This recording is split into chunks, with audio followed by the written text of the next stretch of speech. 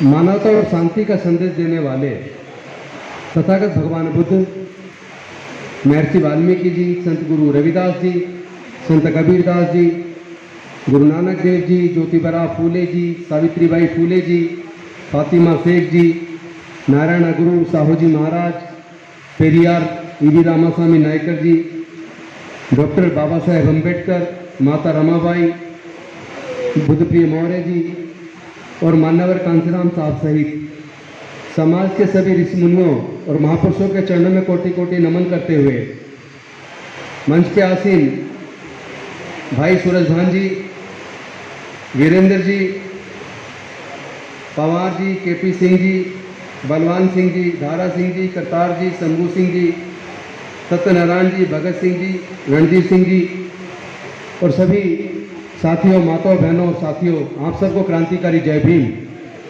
विनम्र नमो बुधाय। मुझे बड़ी खुशी है कि हम बड़े जोर शोर से डॉक्टर बाबा साहब अम्बेडकर की जयंती पूरी दुनिया में मना रहे हैं, लेकिन कुछ चीजें देख के खुशी होती है और कुछ चीजें देख के दुख होता है। खुशी तो आप सबको देख के हो रही है, आप इतना सुंदर दिख रहे हैं और खासतौर पे ये जो पंचशील है, ये पटका ही नहीं है, इसके साथ 5 सील जुड़े हैं और जो आदमी 5 सील पे चलता है उसे दुनिया की कोई ताकत हरा नहीं सकती। इस पंचशील को पहन के आप सब लोग बहुत खूबसूरत दिख रहे हैं, लेकिन दुख तब होता है जब हम लोग अपना बहुत ज्यादा पैसा ये मोमेंटोस खरीदने में या ये गुलदस्ते खरीदने में लगा देते हैं। हमारे समाज के पास पैसे का अभाव है और अभी आने वाले समय में संघर्ष बहुत बड़ा है, लड़ाई और ज्यादा जटिल हो गई है। जैसा शंभू जी अभी बोल रहे थे, वो केवल बोल नहीं रहे थे, वो भाषण नहीं था, वो इनके दिल का दर्द था और मेरा और उनका दर्द एक जैसा है। तो हम केवल दर्द को बोल नहीं रहे, उस दर्द का निदान निकालने के लिए रात दिन मेहनत कर रहे हैं। ये बड़ी बात नहीं है कि मैं एक मंत्री हूं, विधायक हूं, या हमारे KP Singh ji engineering chief हैं, वीरेंद्र जी एडमिनिस्ट्रेटिव सिविल जज हैं, या और बहुत सारे ऑफिसर्स बैठे हैं। ये कोई बहुत बड़ी बात नहीं है। महत्वपूर्ण यह है कि जो डॉक्टर बाबा साहब अम्बेडकर अपने पूरे जीवन के बलिदान से हमारे समाज के हजारों साल की गुलामी को तोड़कर हमें देकर गए, वो ये उम्मीद करते थे कि मेरे पढ़े लिखे लोग जो मैं देकर जा रहा हूं उसको कम से कम बचा के सुरक्षित रखेंगे। हम लोग उसको बचा के सुरक्षित रखने की बजाय, अपनी ताकत को और ज्यादा मजबूत करने की बजाय हम लोग दूसरों की नकल करने लगे। आज हमारे जितने लोग यहां बैठे इनमें ज्यादातर ऐसे हैं जो अपने बच्चों की शादी में 20-20, 30-30, 40-40 लाख रुपए खर्च कर रहे हैं और आधे से ज्यादा ऐसे जिनके बच्चों को नौकरी नहीं मिल रही। जब नौकरी नहीं मिल रही तो 20-30, 40 लाख रुपए लगा के किसको खुश कर रहे हो?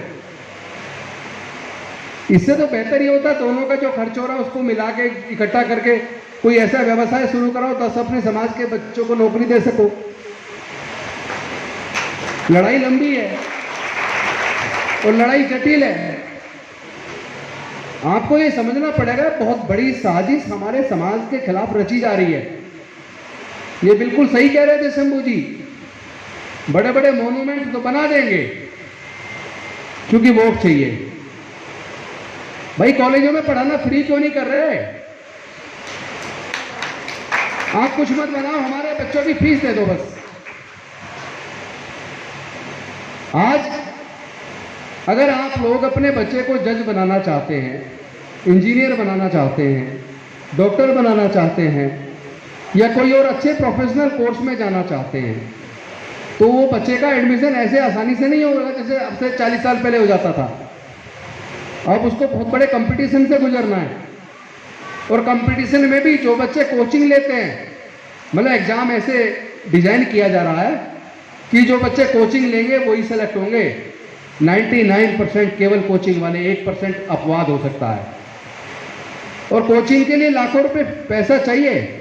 आप आज चाहे जुडिशरी की कोचिंग कर लो, चाहे सिविल सर्विसेज की कोचिंग कर लो, चाहे आप मेडिकल की कोचिंग कर लो, चाहे आप इंजीनियरिंग की कोचिंग कर लो, तो ये तमाम तरह की जो प्रोफेशनल कोर्स हैं जहाँ से आपके बच्चे बहुत ऊंचाई पे जा सकते हैं, उसकी कोचिंग का खर्च कई कई लाख रुपया है।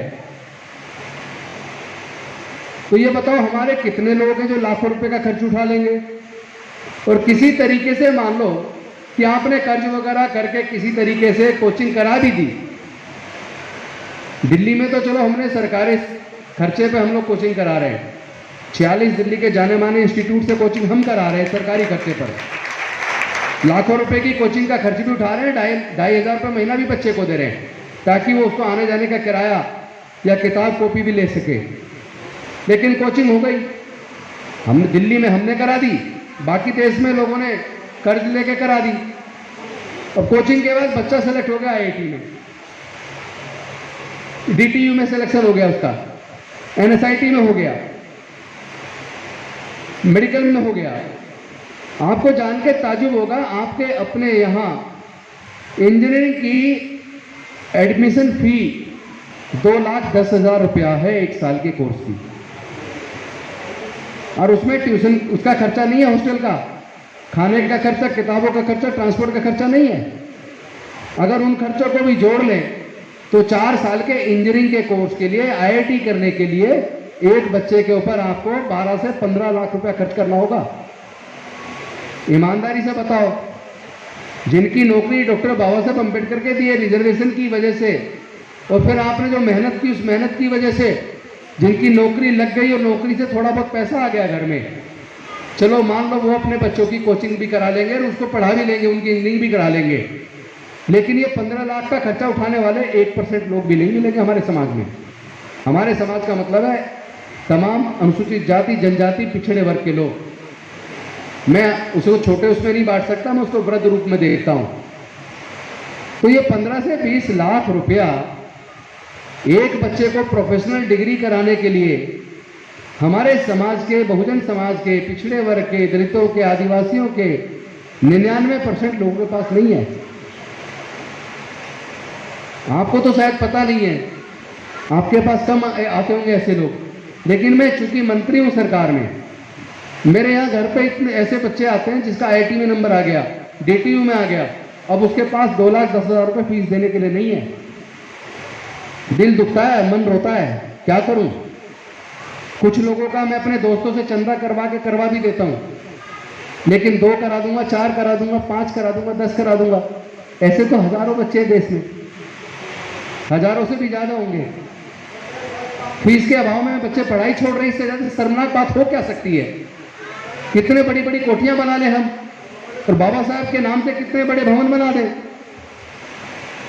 बच्चे पढ़ेंगे तभी तो समाज बढ़ेगा। बच्चों के पढ़ने के रास्ते को ऐसा नहीं है कि ये अपना आप हो गया है, ये अपना आप नहीं हो रहा। मैंने इसके ऊपर सर्वे खुद करवाया है। देश के अंदर माननीय सर्वोच्च न्यायालय और उच्च न्यायालयों के अंदर जितने भी जज हैं 99% सरकारी स्कूलों से पढ़े हैं। देश में जितने सीनियर ब्यूरोक्रेट्स हैं, senior doctor, senior engineer, senior scientist, professors, उनका भी सर्वे जो आया निकल के, तो 98% लोग सरकारी स्कूलों से पढ़े हैं। इसका मतलब सरकारी स्कूल अच्छे थे, सरकारी स्कूलों में पढ़ाई अच्छी होती थी। फिर ऐसा क्या हो गया कि धीरे धीरे प्राइवेट स्कूल खुलते चले गए और सरकारी स्कूल कमजोर होते चले गए। RTI से डाटा निकला है, पिछले 15 से 20 सालों में 1.5 लाख से ज्यादा सरकारी स्कूल बंद हो गए देश के अंदर। क्या जनसंख्या कम हो गई है भारत की? जनसंख्या कम हो रही है क्या? कम हो रही है, बढ़ रही है? तो बढ़ रही है तो फिर कॉलेज, स्कूल और ज्यादा सरकारी खुलने चाहिए थे, ये बंद क्यों हो रहे हैं? इसके पीछे आखिर साजिश क्या है? कौन लोग हैं जो ये साजिश रच रहे हैं? बच्चों ने तो नहीं कभी कहा कि भाई हमें सरकारी स्कूल नहीं चाहिए, प्राइवेट चाहिए। देश की जनता ने भी नहीं कहा कि हमें प्राइवेट स्कूल कॉलेज चाहिए, सरकारी नहीं चाहिए। तो ये बात आई कहां से? कौन लोग थे वो जिन्होंने 40 साल पहले धीरे धीरे सरकारी स्कूलों को कमजोर करना शुरू किया और प्राइवेट स्कूल खोलना शुरू किया? कभी इसके अगर बारीकी से इसकी जड़ में जाओगे तो तस्वीर एकदम, जिस तरह आईना देखते हो ना और अपना चेहरा देखते हो, तस्वीर एकदम साफ नजर आएगी। इसका सिर्फ एक कारण है, उन लोगों के पेट में इस बात को लेकर दर्द शुरू हो गया कि भाई जो लोग हजारों साल तक हमारे गुलाम रहे, जो हमारे खेत के अंदर 15-15 घंटे बिना पैसे के काम करते थे,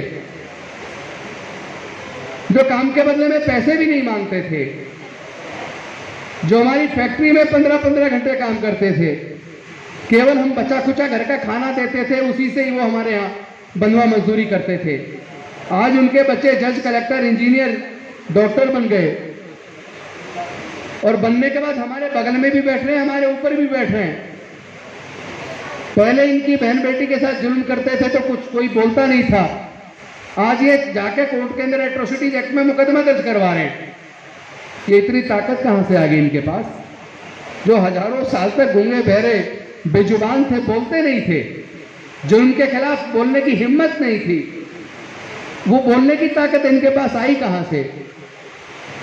तो उनके जैसे जो उनके संगठन है, उन्होंने उस पर रिसर्च किया, थिंक टैंक ने, और रिसर्च में उनको पता चला कि ये डॉक्टर बाबा साहब अम्बेडकर जो इनके हजारों साल से पढ़ने के जो रास्ते धर्मशास्त्रों में लिखकर बंद किए हुए थे, उन्होंने भारत का संविधान बनाकर वो उनके पढ़ने के रास्ते खोल दिए, रिजर्वेशन की व्यवस्था करके उनके नौकरियों के रास्ते खोल दिए, उनको एमपी और एमएलए और मंत्री बनने का रास्ता बना दिया, उसको जज, कलेक्टर, डॉक्टर, इंजीनियर बनने का, प्रोफेसर बनने का रास्ता बना दिया। तो उससे क्या हुआ कि जब नौकरी आई, घर में थोड़ा पैसा आया, जब बच्चे पढ़ने लगे, पढ़ने से ज्ञान आया, ज्ञान आने से कॉन्फिडेंस आया, उस कॉन्फिडेंस की वजह से जुल्म के खिलाफ बोलने की ताकत आई। तो ये सारा जो करा धरा डॉक्टर बाबा साहब अम्बेडकर का है, और ये पढ़ने लिखने के रास्ते खुलने से हुआ है, ये इनके नौकरियों के रास्ते खुलने से हुआ है। तो ये तो पैर की जूती सर पर आ गई है, ऐसे ही बोलते हैं वो, अदरवाइज मत लेना कि मंत्री जी क्या शब्द इस्तेमाल करें, वो ऐसे ही बोलते हैं आज भी, वो आज भी यही कहते हैं। तो उन्होंने सोचा इसका इलाज क्या करें? इसका तो एक इलाज है, इनका पढ़ने लिखने का रास्ता दोबारा बंद कर दो, इनके नौकरियों के रास्ते दोबारा बंद कर दो। तो दोबारा कैसे बंद कर दे यार? ये तो डॉक्टर अम्बेडकर इनको वोट का अधिकार दे गया, वोट तो इन्हीं के पास है, सरकार तो जनता वोट डाल के चुनती है, तो तुम्हें सरकार बनानी है तो वोट तो इन्हीं से चाहिए। चूंकि ब्राह्मण, बनिया, ठाकुर तीनों मिला के 11% है और अनुसूचित जाति जनजाति तीनों को मिला के लगभग 30% है, तो उनसे तो लगभग 3 गुना केवल अनुसूचित जाति जनजाति के लोग हैं, पिछड़े वर्ग को तो मैं जोड़ ही नहीं रहा। तो सरकार तो जो बनती है इनके वोट से बनती है। जब तक कांग्रेस के साथ रहे, कांग्रेस सत्ता में रही, कांग्रेस से हटे तो जिसके साथ चले गए वो सत्ता में आ गए। गलत तो नहीं कह रहा हूं मैं, सही कह रहा हूं ना? जब तक दलित, पिछड़ा, माइनॉरिटी कांग्रेस के साथ रहा तब तक कांग्रेस सत्ता में रही। जब लगा वहां छलोरा, उसको छोड़ा, छोड़ते वो 0 पे आ गई। जहां हम चले जाते हमारी ताकत है, अपनी ताकत को नहीं पहचान रहे आप लोग अपनी ताकत को पहचानो। जिस पार्टी के साथ हम जुड़ जाते हैं वही ताकत में आ जाती है, वही सत्ता में आ जाती है। लेकिन अनफॉर्चुनेटली हम अपनी ताकत को समझ कहां रहे हैं। तो उन लोगों ने सोचा यार अब इनका पढ़ना लिखना बंद कैसे करें, इनकी नौकरी बंद कैसे करें। तो उन्होंने उसके लिए, चूंकि वो चालाक तो है ही, हमारे जितने बुजुर्गों का इतिहास है, देवासुर संग्राम देख लो, आर्य अनार्यों के बीच का युद्ध देख लो, हर जगह छल कपट से, धोखे से ही हमारे लोगों को हराया। सामने लड़के तो किसी की हिम्मत ही नहीं है, क्योंकि अब तो बुद्धि में भी हम लोगों ने अपनी काबिलियत साबित की है। डॉक्टर बाबा साहब अम्बेडकर को मौका मिला तो भारत का संविधान लिख दिया, प्रोफेसर जोगिंद्रनाथ मंडल को मौका मिला तो पाकिस्तान का संविधान लिख दिया। तो संविधान लिखने की अकल इनमें थी नहीं, वो हमारे लोगों में थी, हमारे बुजुर्गों में थी।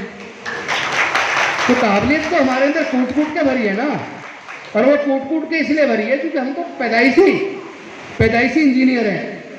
माँ के पेट से निकलते ही हम लोग इंजीनियर बन जाते हैं। हमें सीखने के लिए किसी एंटरप्रेन्योर यूनिवर्सिटी में नहीं जाना पड़ता, हमें किसी स्किल के कोर्स के लिए जाना नहीं पड़ता। हम लोग तो मरे हुए जानवर की खाल उतार के उसको गला के कलर करके उसी से जूते बना देते हैं, उसी से बेल्ट बना देते हैं, उसी से जैकेट बना देते हैं, उसी कैप बना देते हैं। तो ये काबिलियत तो जन्मजात है हमारे अंदर। कपास से हम जो पेड़ से पौधे से कपास निकाल के उसी से धागा बनाते हैं, उसी से रुई बनाते हैं, उसी से वस्त्र बना देते हैं। तो ये काबिलियत हमारे अंदर है, जन्मजात है हमारे अंदर।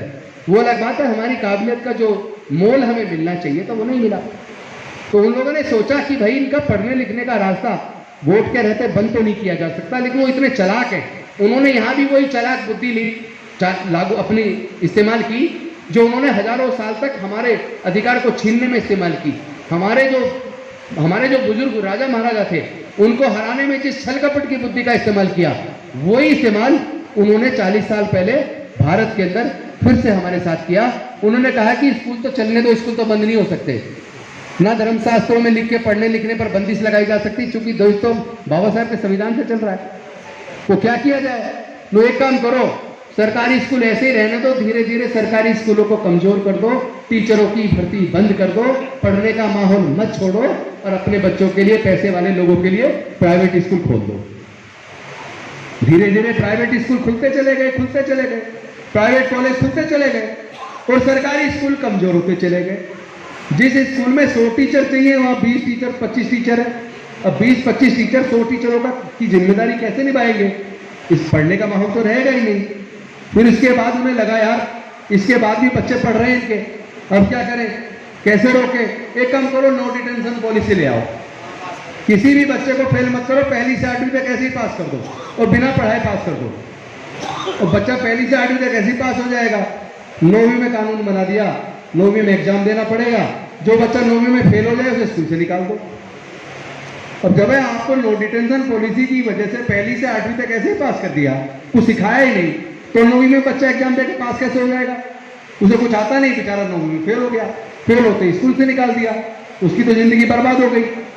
ये हाल हमारे लगभग पूरे समाज का साथ पूरे देश के अंदर हुआ है। अब प्राइवेट जो स्कूल खुले, जब हमारे लोगों को लगने लगा कि यार सरकारी स्कूल में तो ये तो मजदूर पैदा करने वाली फैक्ट्री बन गई सरकारी स्कूल, यहाँ से तो कोई भविष्य बनेगा नहीं, क्या किया जाए? प्राइवेट में पढ़ाओ। तो जिनके पास पैसा था, नौकरियां लग गई, जिनकी जो थोड़े बहुत सक्षम थे, उन्होंने अपने बच्चों को प्राइवेट में पढ़ाना शुरू किया। प्राइवेट स्कूल के अंदर एक बच्चे की फीस का खर्चा, मध्यम दर्जे के प्राइवेट स्कूल में एक बच्चे की फीस का खर्चा, वर्दी का खर्चा, किताबों का खर्चा, और बड़े से बड़ा प्राइवेट स्कूल देख लेना कोई भी रिकॉर्ड चेक करके, सारे बच्चे ट्यूशन पढ़ते हैं, उसका ट्यूशन का भी खर्चा, ट्रांसपोर्ट का भी खर्चा, सारे खर्चे जोड़ने एक बच्चे की पढ़ाई पे 8 से 10 हज़ार रुपया महीना मध्यम दर्जे के पब्लिक स्कूल में आता है खर्चा। और 2 बच्चों की पढ़ाई पे 15 से 20 हज़ार रुपया केवल पढ़ाई पे खर्च। और हमारे समाज के 99% ऐसे लोग हैं जिनके पूरे परिवार की इनकम जोड़ने तो वो 15-20 हज़ार तो मुश्किल से बैठेगी। मैं उनकी बात नहीं कर रहा जो इस हॉल में बैठे हैं, ये तो चलो बाबा साहब के आशीर्वाद से नौकरी में थोड़ी बहुत तरक्की हो गई, लेकिन ये तो मुट्ठी भर है, ये तो उंगलियों में गिन लो। जब पूरे देश की बात करेंगे 1% भी नहीं निकलेगा। 99.5% लोग हमारे समाज के ऐसे हैं जिनके पूरे परिवार की इनकम जोड़ लो तो 10,000 से 15-20 हज़ार के बीच में है। इसका मतलब हमारे लोग प्राइवेट स्कूलों में नहीं पढ़ सकते। कहाँ पढ़ेंगे हमारे बच्चे? सरकारी में पढ़ेंगे। और सरकारी स्कूलों को उन्होंने मजदूर पैदा करने वाली फैक्ट्री बना दिया, पढ़ने का वातावरण नहीं छोड़ा, है ना। एक तरफ इस तरीके से उन्होंने हमारे हाथ से एजुकेशन को महंगा करके एजुकेशन को छीन लिया। और उसके बाद जो कॉलेज में हायर एजुकेशन में जाते हैं, टेक्निकल एजुकेशन में जाते हैं, तो वहाँ फीस 2-2 लाख रुपया। अब 3 साल का कोर्स हो गया तो 6 लाख तो केवल फीस हो गई, 4 साल का कोर्स हो गया तो 8 लाख फीस हो गई। और जैसे लॉ आजकल BA LLB साथ हो रहा 5 साल का कोर्स है, उसकी सारी फीस जोड़ लो, खर्चे जोड़ लो, तो ये 5 साल का कोर्स वो जाके बैठ रहा 15 से 20 लाख रुपए में। जैसा बेटा पूछ लेना LLU की फीस कितने, सारे खर्चे जोड़ के देख लेना एक बच्चे की कितनी बैठती है। झूठ बोल रहा हूँ तो भैया मुझे खड़ा करके चौराहे पे गोली मार देना, और सच बोल रहा हूँ तो मेरी बात को मान लेना, ठीक है। तो इस तरीके से इन्होंने हमारे हाथ से सोची साची साजिश के तहत बड़ी चतुराई से हमारे बच्चों से एजुकेशन को छीन लिया।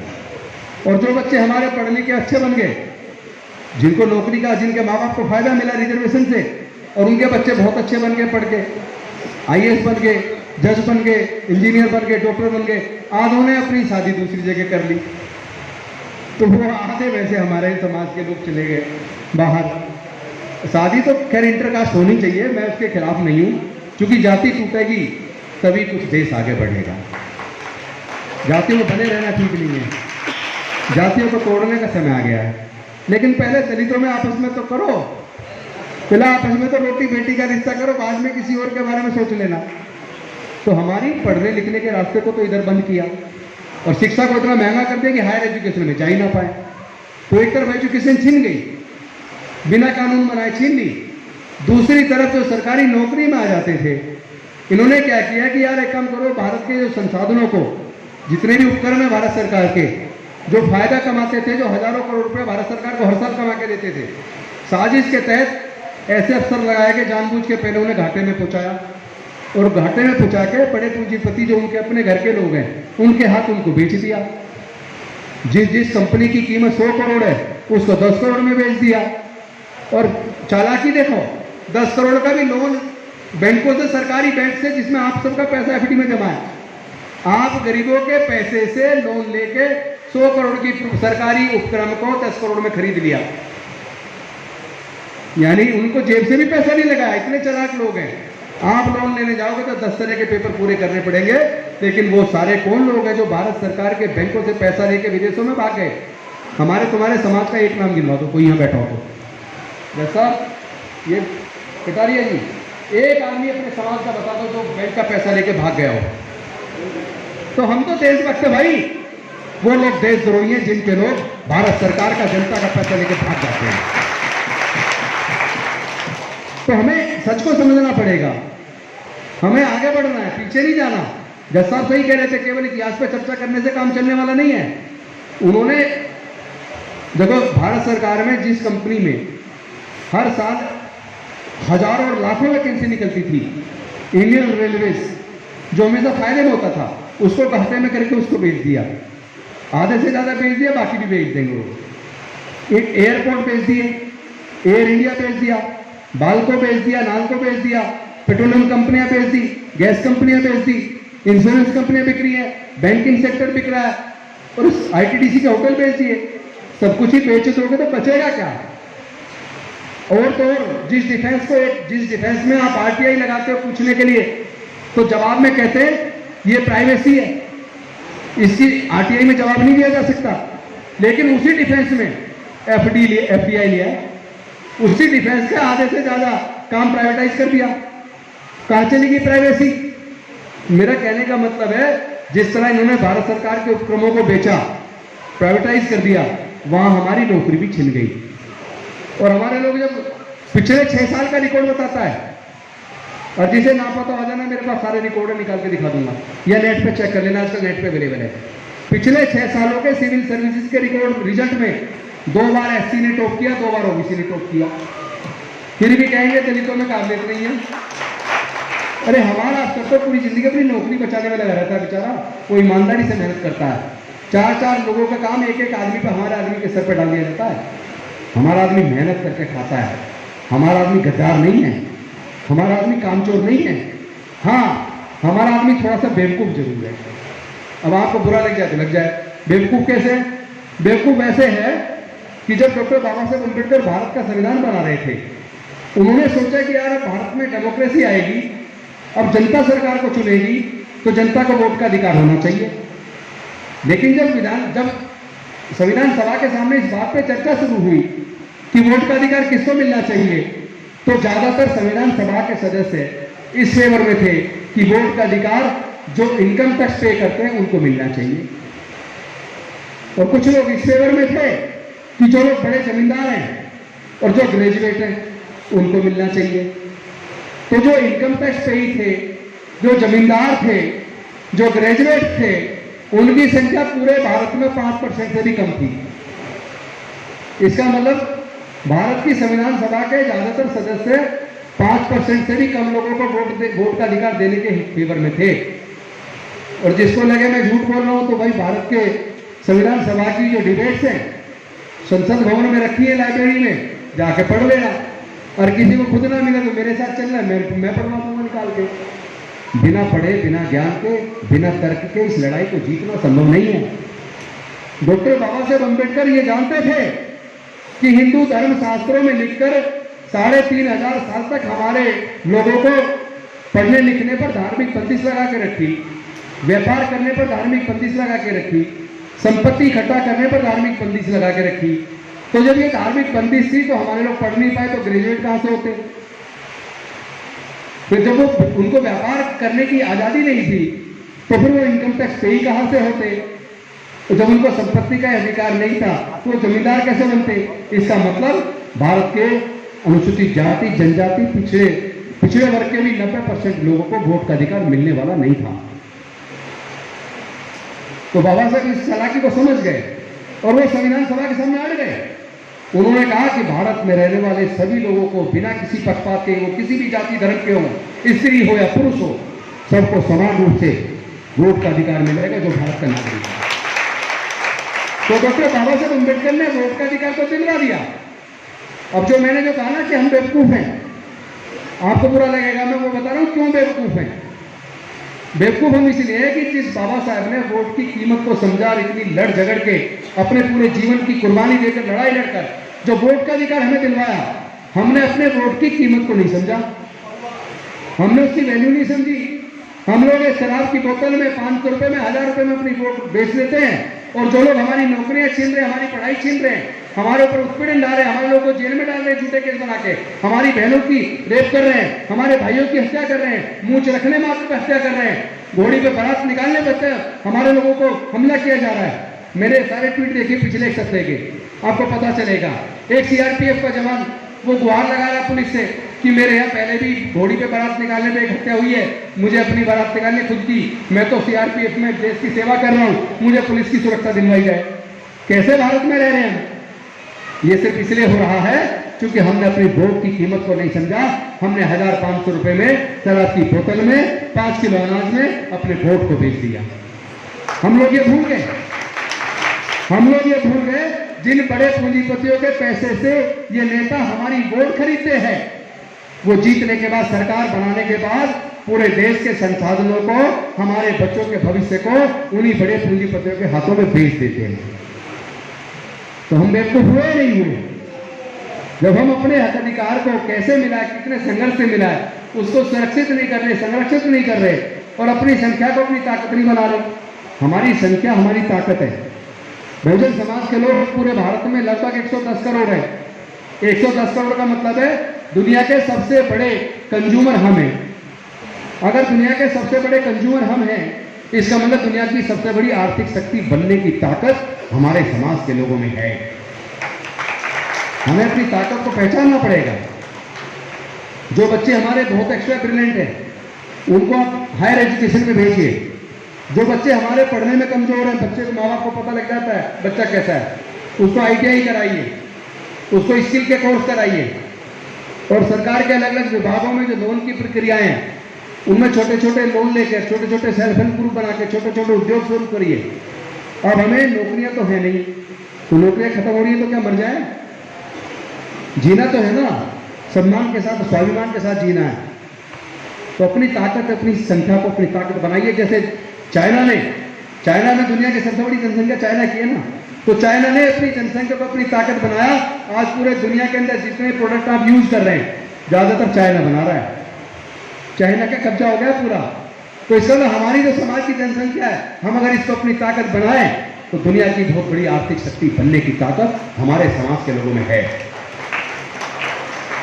लेकिन ये बाधा कहां है? क्यों नहीं बन पा रही? क्यों जुल्म हो रहा है? क्यों जितेंद्र मेघवाल की हत्या हो गई? क्यों बेटियों की इज्जत लूट रही है? क्यों मुकदमा दर्ज कराने पर हमारी बस्तियां चलाई जा रही हैं? इसका कारण क्या है? इसका सबसे बड़ा कारण है हम लोग उस लाठी को तेल पिला रहे हैं जो लाठी हमारे सर को बार बार फोड़ रही है। कावड़ लेने जो लोग जाते हैं, कभी उसमें देखना कौन लोग जाते हैं? जिन लोग के बड़े बड़े व्यवसाय, उद्योग चल रहे हैं, दुकानें खुली हुई हैं, फैक्ट्रियां खुली हुई हैं, उस समाज का, उस बिरादरी का एक आदमी कावड़ लेने नहीं जाता। और जिसके पास कुछ भी नहीं है, जिसका ना तो कोई दुकान है, ना कोई उद्योग है, ना रोजगार, बहुत बढ़िया छोटी मोटी फैक्ट्री में काम कर रहा है, और बच्चा स्कूल कॉलेज में पढ़ रहा है, वो 20-20 दिन की छुट्टी करके स्कूल कॉलेज की और अपने फैक्ट्री से मालिक से कर्ज लेके वो कावड़ लेने जा रहा है, पैसा फ्री में उनके घर में जा रहा है। तो कावड़ से तुम्हें मिल क्या रहा है बताओ तो सही। और जो 20-30 साल से जा रहे हैं बताओ तो सही, कोई तरक्की हो गई हो, कोई अरबपति बन गया हो, फिर तो हम लोग भी शुरू करें जाना। नहीं तो इस बीमारी को छोड़ दो, जो बीमारी हमारे लोगों को गुलामी की तरफ ले जा रही है, पढ़ाई से दूर कर रही है, रोजगार से दूर कर रही है, हमारे भविष्य को बर्बाद कर रही है, हमारे बच्चों के भविष्य को अंधकार की तरफ ले जा रही है, उससे अपने आप को निकालो। और जैसा जज साहब ने एग्जाम्पल दिया, वीरेंद्र जी ने, गंगा जी ने, अरे उनको बताओ भीमा कोरे गांव 31 दिसंबर को 2018, 31 दिसंबर 200 साल पहले 1818 में जो युद्ध शुरू हुआ पेशवाओं के और महारों के बीच, हमारे 500 सैनिक थे महार, 28,000 की पेशवा सेना को 24 घंटे के अंदर निस्तेनाबूद कर दिया। 500 सेना, हमारे 500 जवानों ने। तो हमारा इतना गौरवशाली इतिहास है। हमारे लोगों ने कहा मन चंगा तो कटोटी में गंगा, तो कहाँ ढूंढ रहे हो, मन को पवित्र करो, सब कुछ यही है। ये विद्युता हमारे लोगों में है, पहले से ही है।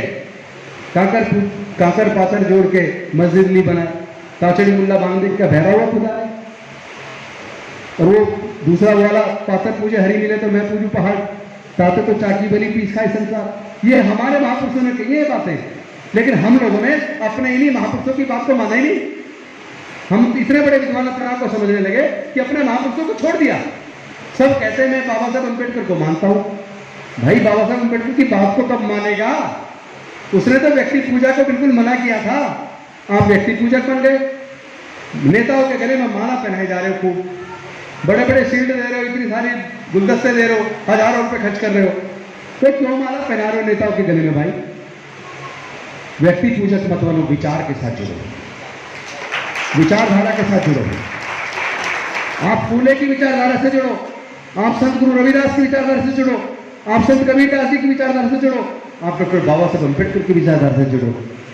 ये विचारधारा बुद्ध की विचारधारा से जुड़ो, जिसमें समता, स्वतंत्रता, बंधुता और न्याय है, जिसमें सबके कल्याण की भावना है, जिसमें सबको साथ लेकर चलने की भावना है। तो आप जब तक विचार से नहीं जुड़ेंगे, नेताओं के साथ जुड़ते रहेंगे, तब तक गुलामी की तरफ जाते रहेंगे, अपने बच्चों के भविष्य को अंधकार में डालेंगे। इसलिए आप नेताओं को उतनी तवज्जो मत दो। हाँ, कोई नेता अगर आपके लिए मरने पिटने को तैयार हो, आपके बच्चों के भविष्य के लिए लड़ने के लिए तैयार हो, उसका सम्मान जरूर दो, उसका साथ दो, पर उसको भी भगवान मत बनाओ। उसको इतना बड़ा मत बना दो कि वो कल को भ्रष्ट होकर गड्ढे में गिर जाए और तुम भी उसके पीछे पीछे जाकर सारे गड्ढे में गिर के सारे खत्म हो जाओ। नहीं, आंखें खोल के चलो, अपने बुद्धि का इस्तेमाल करो, विवेक का इस्तेमाल करो, सोच विचार करके फैसले लो। जो हमारे लिए अच्छा करेगा, हमारे लिए अच्छा सोचेगा, हम उसके अच्छे काम के साथ हैं।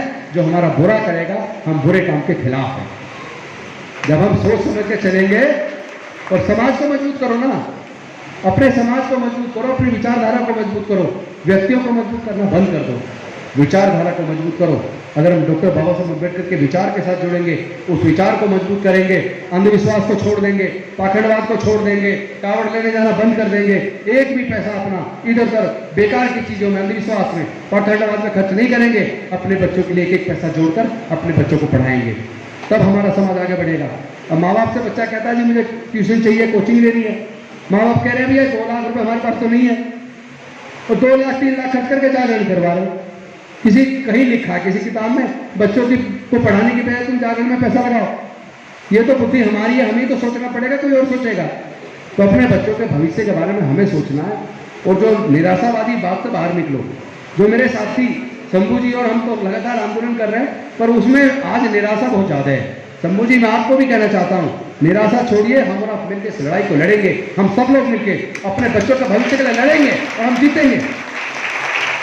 लेकिन इस जीत में जो सबसे बड़ी बाधा बन रही है ना, वो बन रही है ये जातियां। जाति कुदरत ने नहीं बनाई। अमेरिका में जाति नहीं है, जापान में जाति नहीं है, चाइना में जाति नहीं है, इंग्लैंड में जाति नहीं है, फ्रांस में जाति नहीं है, स्पेन में जाति नहीं है, इटली में जाति नहीं है, न्यूजीलैंड में जाति नहीं है, ऑस्ट्रेलिया में जाति नहीं है। जाति केवल भारत में है, और जाति की वजह से हमारी बर्बादी है, जाति की वजह से हमारा उत्पीड़न है। और जब तक जातियां रहेगी तब तक उत्पीड़न बना रहेगा। अगर जाति की वजह से उत्पीड़न है, जाति की वजह से हमारे बच्चों का भविष्य अंधकार में है, तो फिर हम जातियों को जिंदा क्यों रखे हुए हैं?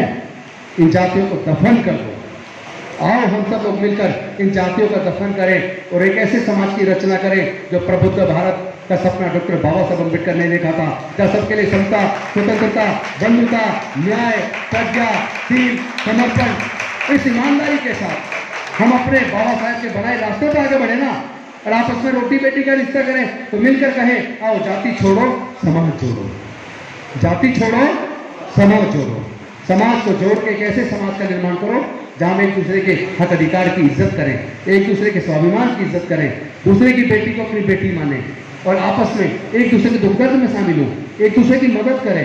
किसी बच्चे की फीस नहीं दे पा रहे माँ बाप, हम सारे मिलके अगर 100-100, 200, 500, 1000 रुपये मिल के उसकी फीस दे दें, उसके बच्चे की पढ़ाई को छूटने ना दें और आपस में रोटी बेटी का रिश्ता करके जातियों को तोड़ें। अभी तो हम ही जातियों में बने हुए, कोई कहता जी ग्रेट चमार, कोई कहता जी ग्रेट वाल्मीकि।